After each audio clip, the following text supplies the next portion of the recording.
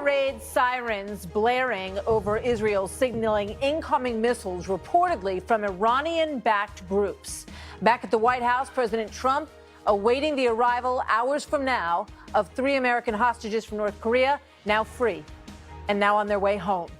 Press Secretary Sarah Huckabee Sanders joins me in moments on that breaking news tonight. But first, good evening, everybody. I'm Martha Maccallum, and this is the story. As Gina Haspel makes her case to become the first woman to serve as director of the CIA, is a double standard dogging her nomination.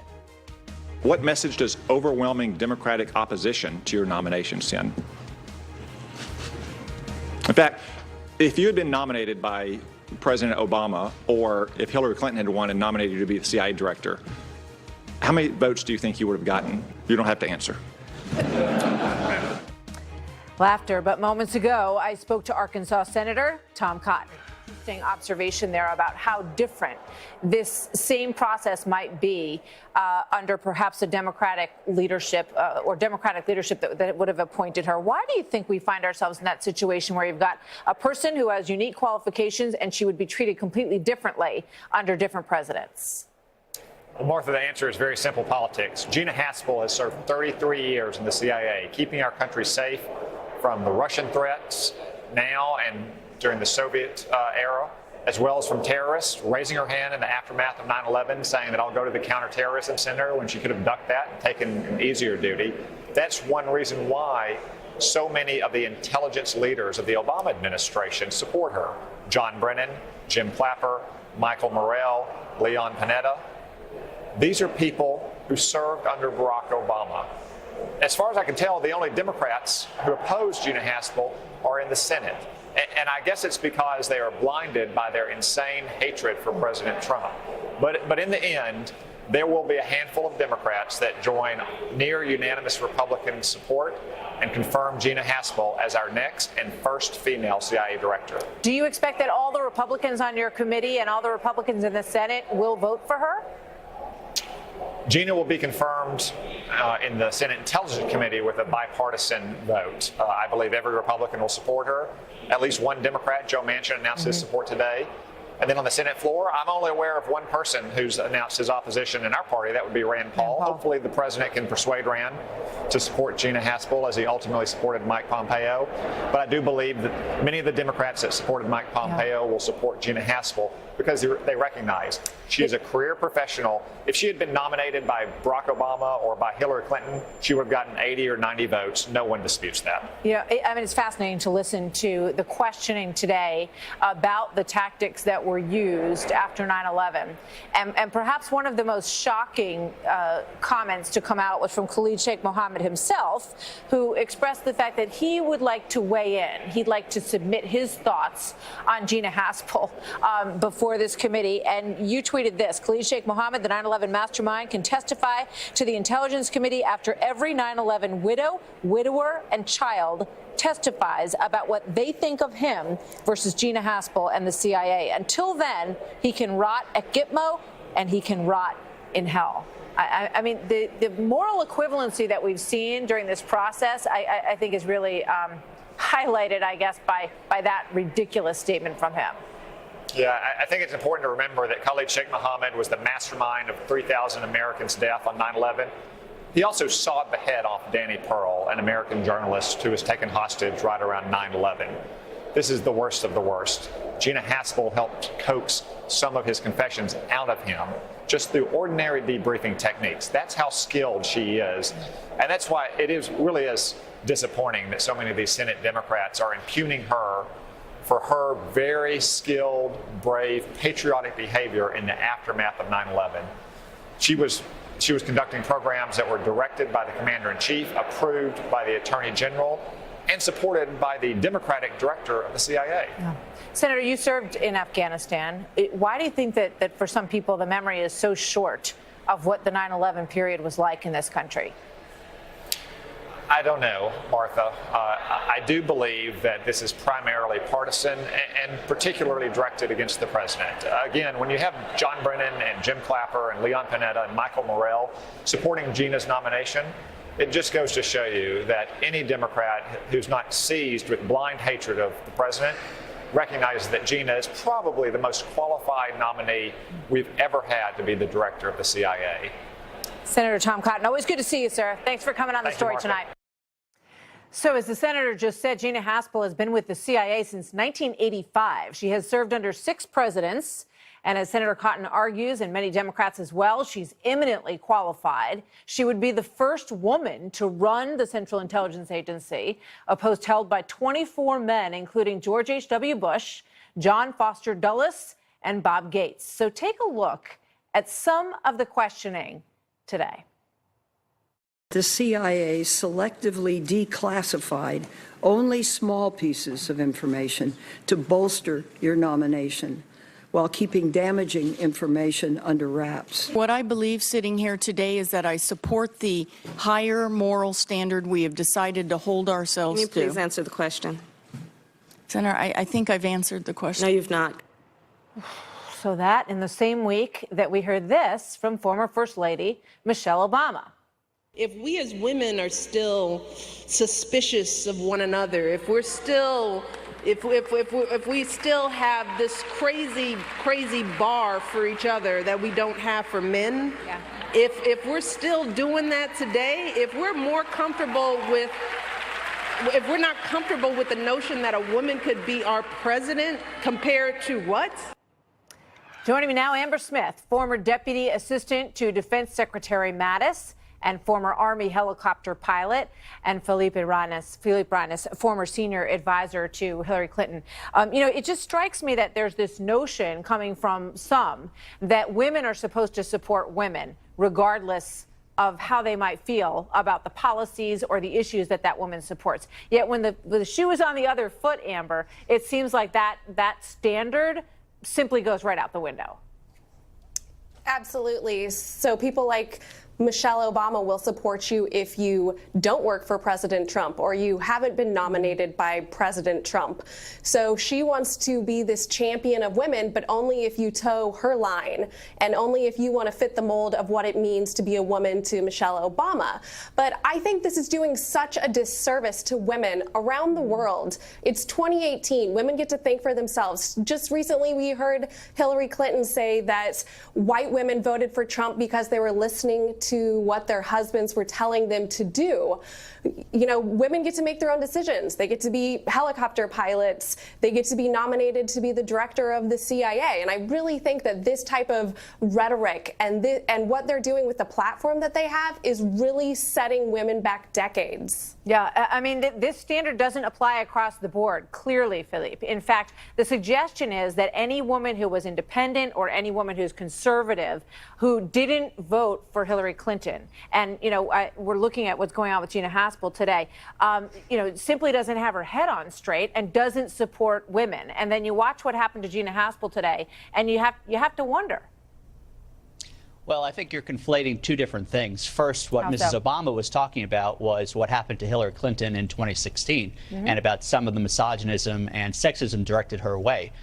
What we're seeing today are 2 United States senators doing their job, who are female, the 2 that you're showing, who have legitimate questions about Gina Haspel, and here's why. They're not questioning her qualifications or her dedication to the CIA. No one has questioned that. She has spent 3 decades. That is an amazing career, and she deserves everyone's respect.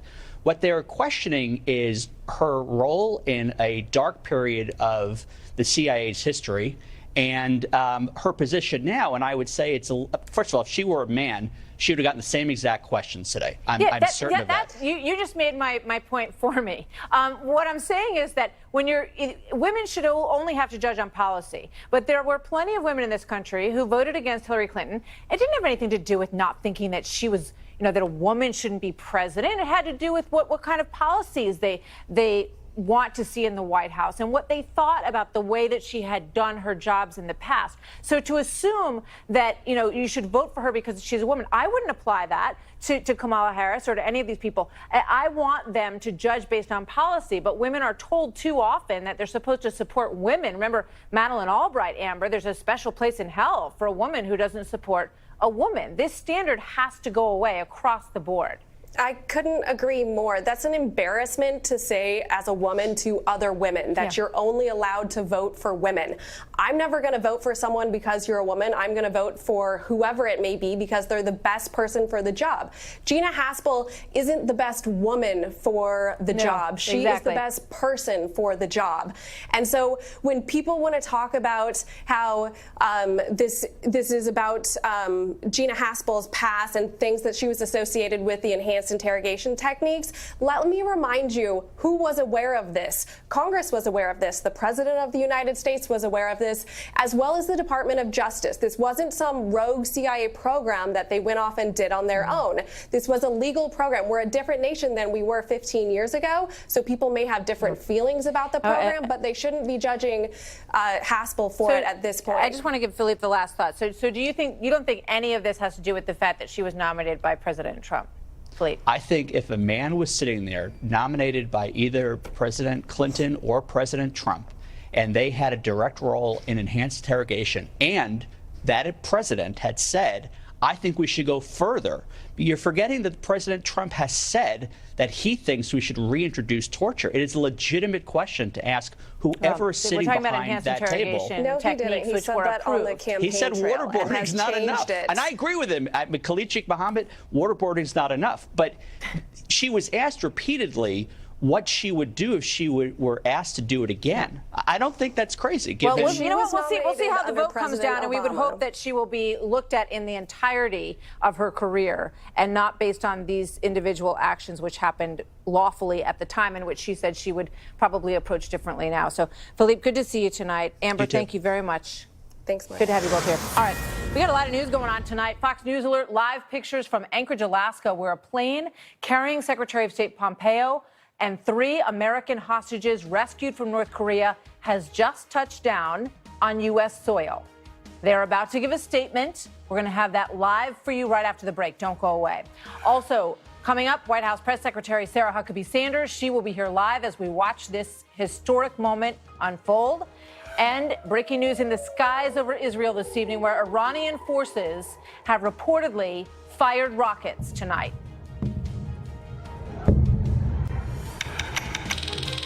The U.S. Treasury Department would like to know exactly how Stormy Daniels' lawyer got private financial documents linked to Michael Cohen. Avenatti claims that he has info that shows Cohen received hundreds of thousands of dollars from several companies, including one associated with a Russian billionaire. Avenatti's claims kicking up questions about the Trump-Russia investigation, but Cohen responded today this way. And your response to Avenatti? This document is inaccurate. Documents are inaccurate, he says, and now Michael Cohen's attorneys in a new court filing say Avenatti has, quote, published numerous incorrect statements involving Mr. Cohen and claim there's a case of mistaken identity, specifically that payments cited by Avenatti were made to at least one person who also happens to be named Michael Cohen, but who has no affiliation with President Trump. So joining me now, Jonathan Turley, constitutional law attorney and law professor at George Washington University. Jonathan, welcome. Good to see you as always. Thank you. So what do you think? What are you seeing here so far? Well, it's hard to make out who's telling the truth here. Some media sources have said that they've confirmed much of what Michael Avenatti has said about these Cohen payments. If they're true, I'm not too sure this is strong evidence of Russian collusion. It doesn't help Michael Cohen. He would be reduced to saying, look, I'm not a criminal, I'm just really sleazy. Because if these payments were made, they were made for access. Michael Cohen didn't have anything particular to sell except his access to Trump. And so you would have Trump running on the pledge to drain the swamp, and you'd have Cohen basically marketing swamp tours. Yeah. So it's not good, even in the best case scenario, if these documents turn out to be accurate. And various newspapers have said that they believe that they are accurate. Yeah, I mean, in some cases, you have companies that have even responded about, contracting him for certain services and saying that they ended up ending the deal, but they had to pay it in full because they had contracted for a year of, him on retainer or whatever for access to the president, I suppose. We don't know all the details yet. In terms of what this means for the investigation, Robert Mueller kicked this part of the investigation up to the New York Bureau for them to handle. So what does that tell you? Does he believe this is not connected? I mean, thus far, it doesn't seem like Mueller has found a nexus to the Russian collusion aspects. He had already pursued these payments, including interviewing some of the individuals on the other side. And after that, he went ahead and gave the case to New York and basically said, this is separate, outside my mandate. So at that point, there was obviously not a strong nexus. But of course, this can get worse. You know, the evidence can come forward. Mueller can certainly pull back to try to get Cohen back within the focus of his own investigation. I got to ask you one more. I just want to ask you one more quick question. You know, when you look at this, the Inspector General and the Treasury Department apparently wants to know how Avenatti got his hands on these documents. What do you make of that? Well, I think it's a legitimate question to ask if any laws are breached. I know Michael Avenatti pretty well. He's very careful about this type of thing. I would be surprised if he tripped a wire. But it's a legitimate question to ask where these documents were held and how they got out publicly. I'm sure the investigators were not thrilled to have them public. Thank you, Jonathan. Always good to see you. Thanks, Martha. Thanks, Jonathan. Okay, next up, we have Republican Congressman Jim Jordan of Ohio, founding member of the House Freedom Caucus, who currently serves on the House Oversight Committee. Good to see you, Congressman. Welcome. Good to be with you. Good to have you here tonight. But, you know, what do you make of all of this? It's all over everywhere that this, you know, proves something or shows at the very least that Michael Cohen may have been selling access to the president or promising access to the president. Well, I think what I think is interesting is why did the New York Times get access to this? I mean, look, it's tough for Congress to get access to documents we are constitutionally entitled to, but the New York Times can review these documents. I think that's an interesting question. All right. You know, but, you know, what do you think it reveals about this particular issue and looking at whether or not this sheds light on any potential collusion or whether or not it's a financial issue for Michael Cohen? Yeah, we'll have to see. I think that remains an open question. What I do know is the Department of Justice needs to start complying with requests, that legitimate requests Congress has. For example, Martha, 5 weeks ago, we sent a letter to Rod Rosenstein saying we want to see the August 2nd memo that was an addendum to the memo that outlined the special counsel's investigation, the scope of that investigation. Yeah. We got a response back from them last Tuesday saying, oh, no, we're not going to show you that. 2 days later, a federal judge says he wants to see the same thing. Yeah, it's a great point. You now have two branches of government telling Rod Rosenstein, who's never had his name on a ballot, who's never had to face you now have two branches of government saying that scope of the document, scope of the investigation is critically important. It's pretty tough to understand, I think, for the American people, why the scope of the investigation, in other words, the mandate to Robert Mueller in terms of what the parameters are of what is involved in what he's allowed to pursue, why that would be a mystery, and why the Department of Justice is funded by U.S. taxpayer dollars would have any right to keep that information from the American people. And as you say, the federal judge wants to see that, and you all want to see it. Do you think you're getting anywhere with that? Most importantly, the American people deserve to know the framework, the scope of an investigation into the president they elected. And for the Department of Justice to say, oh, no, we can't show it to you. And we'll see what they do. The judge gave him 2 weeks. We'll see if they actually comply and give it to him, or if they try to fight that as well. I don't know what will happen. But my guess is, based on the conversation as relayed that judge had with the lawyers from Mueller's team, that judge is going to want to see that. And he said, you got 2 weeks to get it to me. Mark Meadows and I sent a letter. We want to see it as well. Congress deserves to see that. Most importantly, the American people do. Everybody does. Congressman Jordan, thank you very much. Good to see you tonight. You too. So we are waiting. Secretary of State Pompeo and the 3 American hostages, who are no longer hostages, they are now free, and they were held in North Korea. That is their plane. They have landed on one of the Air Force One fleet in Anchorage, Alaska. They're going to step off that plane any moment, and what a moment that will be to set foot back on U.S. soil. They are almost all the way home to where they live, but they are back in America. White House Press Secretary Sarah Huckabee Sanders joins me with that and more breaking news tonight. Straight ahead. Just yesterday, the New York Times accused the Secretary of State for being AWOL, when he was flying across the globe to bring 3 Americans home. That is an outrageous claim. Hey, Shrimp fan. So another live look at the plane, part of the Air Force One fleet that is holding Secretary of State Mike Pompeo and the 3 freed hostages. They've been on a long trip. It has no doubt been a difficult 24 hours for them, but one that they have been looking forward to. 2 of them have been held for over a year. The other one has been held almost 3 years. So they have released this statement, quote, "We would like to express our deep appreciation to the United States government, President Trump, Secretary Pompeo, and the people of the United States for bringing us home. We thank God and all our families and friends who have prayed for us and for our return. God bless America, the greatest nation in the world." Bill Bennett, former Reagan Education Secretary, Karl Rove, former Deputy Chief of Staff under President George W. Bush, both are Fox News contributors. Gentlemen, good to have both of you with us.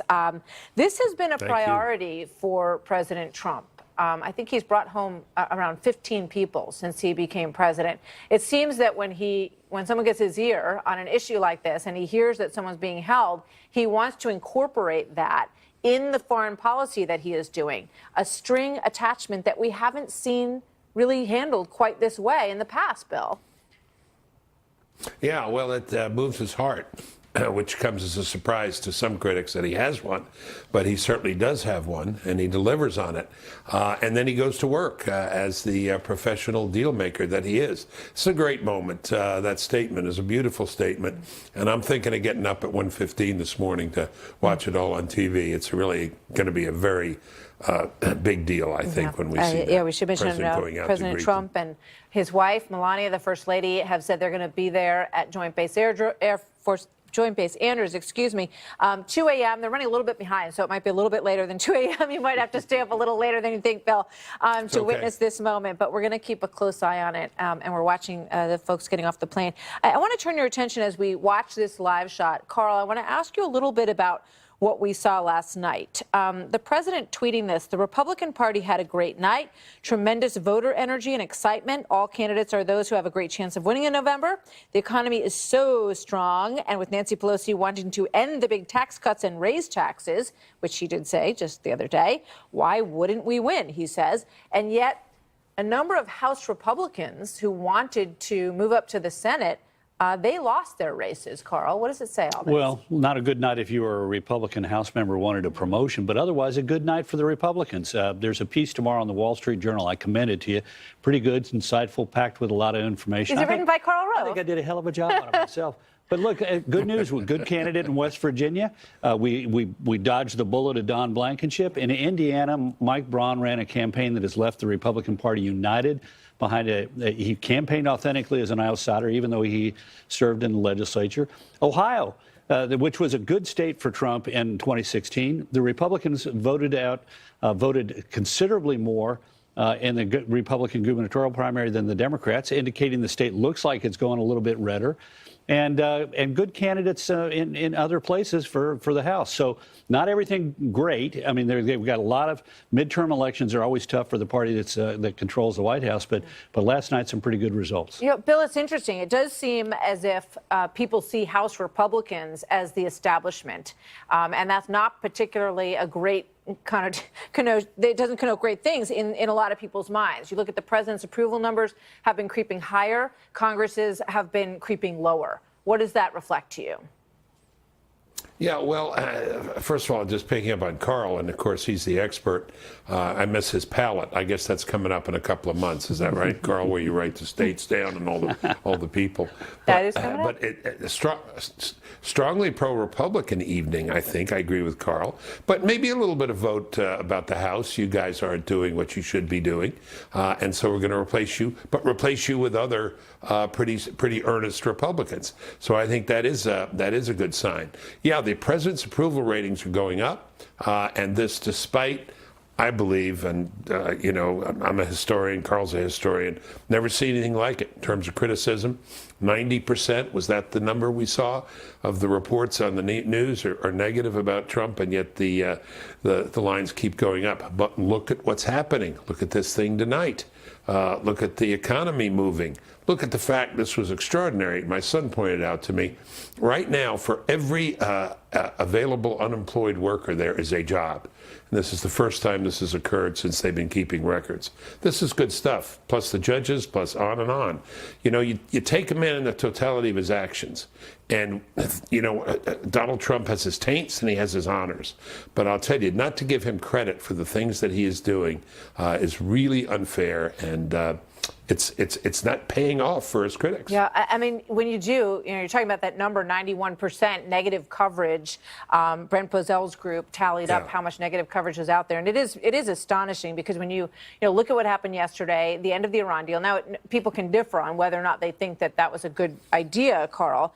And then the release of the hostages and the promise of this meeting that it looks like it's going to happen in June. You would think that there was absolutely no other story out there when you look around the different cable news channels other than Michael Avenatti. Yeah, well, look, if you live on the Upper East Side of New York or you live in Northwest Washington, this is the only news story you're paying attention to. But if you live outside of the Beltway, live off the island of Manhattan, you're looking at a lot bigger set of issues and concerns, and the economy is the #1 issue, and the good news there is starting to have some effect. Can I return for just a second, though, to the House Republicans? I knew you wanted to. Yeah, I have a slightly different take on that. Oh, okay. In West Virginia, you had a Republican congressman who came in second, but he lost to a guy who'd been elected statewide twice. And in Indiana, you had a guy who won by talking about what he wanted to do, and 2 House members who went after each other because they've known each other since college and they don't like each other. And so I think this is a little bit more nuanced than just simply getting rid of House Republicans. There were better candidates in each instance, it turned out, in the minds of the voters. All right, well, we'll give you that on night 1. We'll see if there's a trend as we move forward, and we'll keep tabs. And you'll get your whiteboard out here and show us why we're wrong. Good to see you both. Bill Bennett, thank you. Always a pleasure. Carl Rowe, great to see you as well. So this is an astonishing thing that we are watching this evening. There is Air Force One, the United States of America plane, holding Mike Pompeo and 3 men who are looking forward to the beginning of the rest of their lives as free men, freed as hostages from North Korea. The president and the first lady will welcome them at Andrews Air Force Base in the middle of the night tonight. White House Press Secretary Sarah Huckabee Sanders here next on that. And also this inspiring story. This is the first female pilot in the Afghani Air Force. Of course, that was a huge accomplishment. But instead, Niloufar Rahmani feared every single day for her life from the Taliban. Tonight, she joins me exclusively with her harrowing story of how she got to America. 3:39 in Anchorage, Alaska in the afternoon, and the freed hostages from North Korea will be back on the plane shortly and will be heading back to the United States, where they will be greeted by the president and the first lady sometime after 2 a.m. in the morning is about when we expect that they will arrive. Just an amazing moment for these 3 individuals who have been inside jail cells in North Korea, wondering whether or not, I would imagine, they'd been forgotten and whether they were ever going to be home again. So this is an extraordinary diplomatic accomplishment, and it's all part of the plans for the meeting with President Trump and Kim Jong-un that we expect will be coming up in the end of June. Speaking of that, take a look at the comparison of these 2 pictures. This is the Secretary of State. The day this was his first trip, this was right when he went into office as our new Secretary of State, sort of a cordial moment with Kim Jong-un. This is the picture that they just released from today's meeting. Obviously, it looks like they're getting along famously, and these talks are progressing. The president says he expects it will be a special meeting and that they have very high hopes for the future relationships of our countries. So Sarah Huckabee Sanders joins us from the North Lawn at the White House, and we're looking at all of these images. Sarah, good evening, first of all, and thanks so much for being here. It's great to have you with us. You know, what do you think about the fact that while that mission was going on, while Mike Pompeo was in North Korea trying to free these 3 men and advance this meeting, this is the headline that the New York Times put out about the Secretary of State. I would call it kind of snarky. It says, at a key moment, Trump's top diplomat is again thousands of miles away. Your thoughts on that, Sarah? Look, I addressed this today in the briefing. I think it's shameful what the media sometimes does. I got the same number of questions today about Michael Cohen that I got about North Korea. I think that is sad and another reminder that shows us just how out of touch the media is with the rest of America. And I think that that is a perfect example of just how clueless sometimes the media can be. His top diplomat was thousands of miles away, but what they forgot to include was that he was thousands of miles away negotiating the details of the meeting between the president and Kim Jong-un, as well as bringing 3 brave Americans back home to the United States. To me, that seems like exactly what his job is supposed to do. He was doing it, and you know what? The president was doing his job back here. This is an administration that likes to get more than one thing done a day. As that you guys know, we stay really busy, and this is going to be a big night, and certainly I think a moment that we are very glad that Secretary Pompeo was away from the United States for in order to help make it happen. They certainly have some egg on their face for that headline, which happens. But I want to play some of the video that we played earlier in the evening here, which is the siren sounds that are blaring over the Golan Heights. Incoming missiles from Syria. They've been deflected by the Iron Dome, we understand. But, Sarah, this is clearly of concern, I'm sure, to the president, because the move that he made yesterday in ending the Iranian deal may have ramifications that might be very difficult. And this might be signaling something of what you're going to have to deal with there.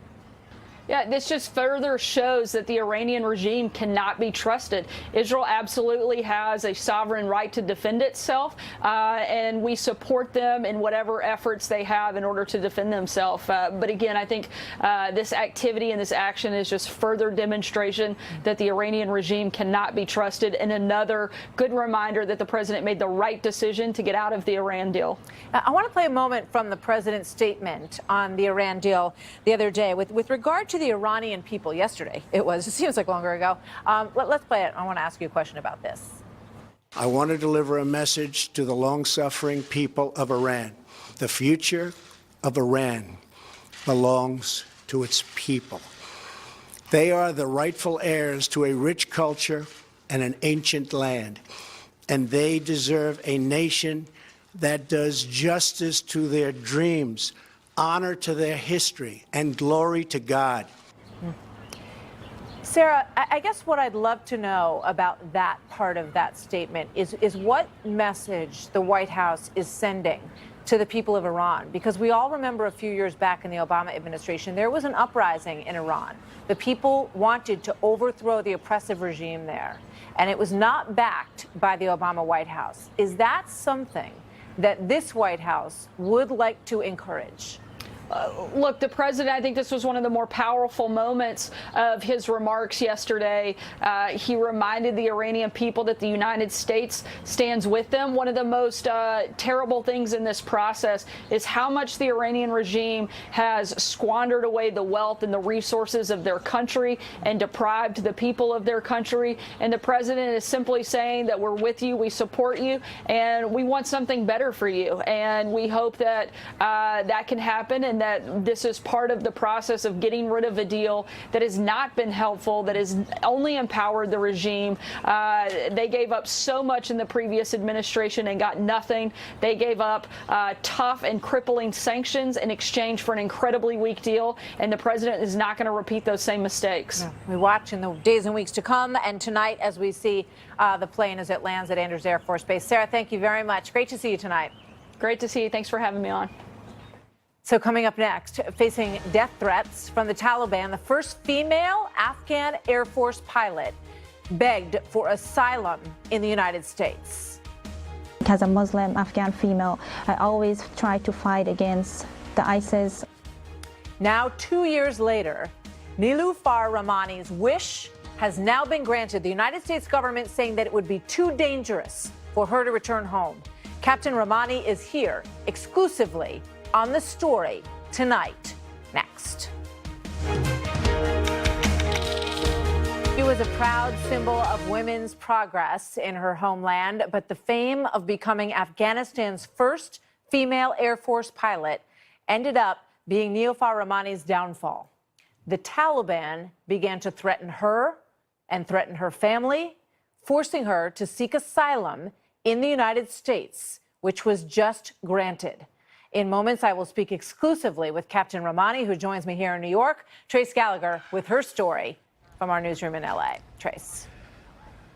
Martha, when Niloufar Rahmani first became a pilot, a military pilot shuttling Afghan soldiers to and from the battlefield, the U.S.-led coalition touted her as an example of what Afghan women could become. Photos of Rahmani in a khaki jumpsuit, loose headscarf, and aviator sunglasses went viral, and she became a public figure, even a national celebrity. But that notoriety also made her a target of the Taliban, who dropped a letter on her doorstep telling her, quote, "You have not taken our threat seriously. If you carry on doing your job, you will be responsible for your destruction and that of your family."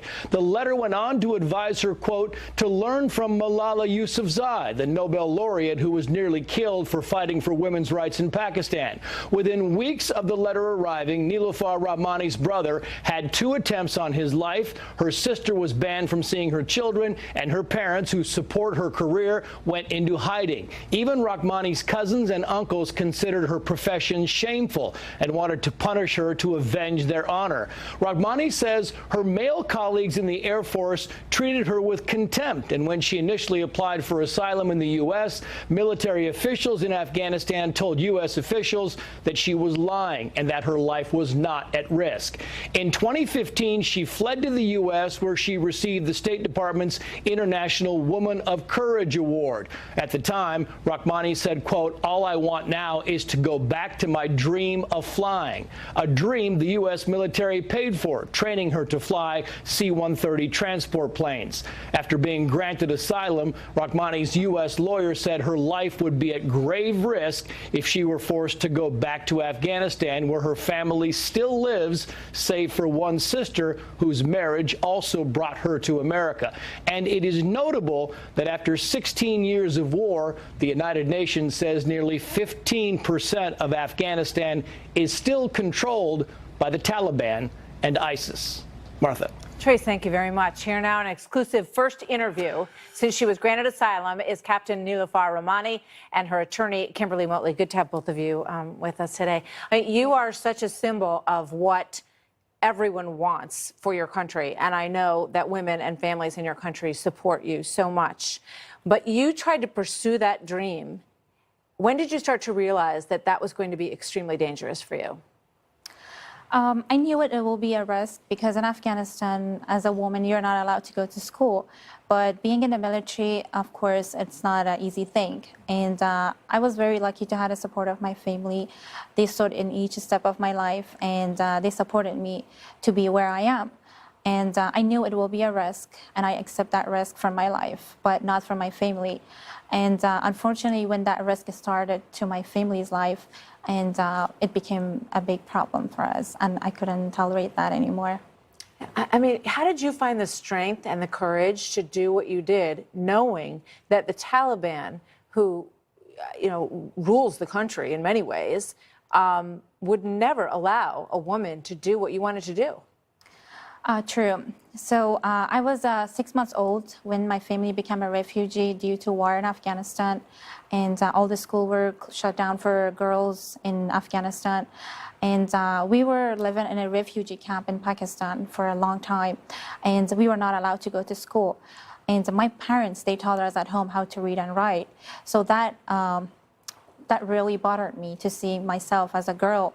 Why I can't go to school? I have the same ability a man has, the same ability that my brother has. And I was lucky that my parents, they treated me the same as my brother. And I had a strength, like it was my father, and he stood by me. And I think that was a big success in my life, that I had him by my side. So now you're here and they're there. And you're afraid for their lives now, that the Taliban, they've been threatening them as well? Absolutely. In Afghanistan, we all live together, so it's not like if it is threatening my life, it's only me dealing with that. Unfortunately, it's entire my family, and definitely I am worried about it, and it scares me. Most of the time, it really scares me that I feel they are there, and I hope they are safe. That happened to them, and all this risk that they are facing, it's because of what I have done. All I wanted to do is serve my country. You're an extraordinary person, and we you. pray for your family, and we hope that they are going to be safe. Difficult for you to help her get her asylum, I know, and we just have a few seconds left, but a quick thought on how you did that. Well, I mean, I think the U.S. Immigration Department was very, saw her case for what it was, that her life is threatened, and now it's the goal for her to become a full-fledged U.S. citizen so she can continue her dreams of flying. You have an amazing story. Kimberly, thank you for helping, and great to have you here. Please keep in touch. We want to follow your story. Great to We'll be be right here. back with more.